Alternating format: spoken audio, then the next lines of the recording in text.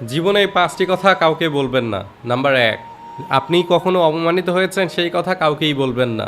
যদি আপনি কাউকে বলে দেন তাহলে সে অবশ্যই আপনাকে এই কথাটা নিয়ে বারবার খোঁচা দিবে এবং মজা নিবে।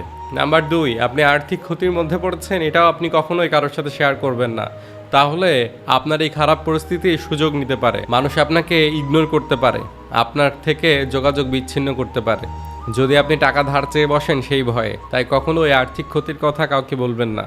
নাম্বার ৩, আপনার অ্যাকাউন্টে কত টাকা আছে, আপনার টোটাল ইনকাম কত, আপনি কোথায় কি বিনিয়োগ করেছেন এটা কখনোই কাউকে শেয়ার করবেন না। যদি করেন তাহলে মানুষ প্রয়োজন ছাড়াই আপনার কাছে ধার চাইতে আসবে বা আপনার বিভিন্নভাবে ক্ষতি করার চেষ্টা করবে, আপনাকে নিয়ে হিংসা করবে এবং আপনার পেছনে লেগে যাবে। তাই কখনোই আর্থিক কথা কাউকে শেয়ার করবেন না। আপনার আর্থিক অবস্থা শুধুমাত্র আপনিই জানবেন।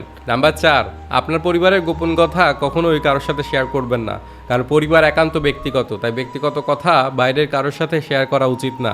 যদি শেয়ার করেন তাহলে আপনার পরিবারের সকল কথা অন্য কেউ জেনে গেল এবং আপনাকে বিভিন্নভাবে সে ঠকানোর রাস্তা পেয়ে গেল এবং পরিবারের সাথে আপনার সম্পর্ক নষ্ট করারও বিভিন্ন ছুতো পেয়ে গেল। তাই কখনোই পরিবারের গোপন কথা শেয়ার করবেন না। নাম্বার ৫, আপনার ভবিষ্যৎ পরিকল্পনার কথা কাউকে শেয়ার করবেন না। দেখা গেল আপনি ভবিষ্যতে কি করবেন সেটা আপনি কারোর সাথে শেয়ার করে দিলেন। আপনি বর্তমানে সেই কাজটা করতে পারছেন না কোনো একটা সমস্যার কারণে, কিন্তু যে সেই পরিকল্পনাটা জেনে গেল সে কিন্তু সেই কাজটা আপনার আগেই শুরু করে দিবে। তাই কখনোই আপনার পরিকল্পনার কথা কারোর সাথে শেয়ার করবেন। এই ৫টি কথা যদি আপনি মেনে চলেন তাহলে আপনি জীবনে সুখী হতে পারবেন।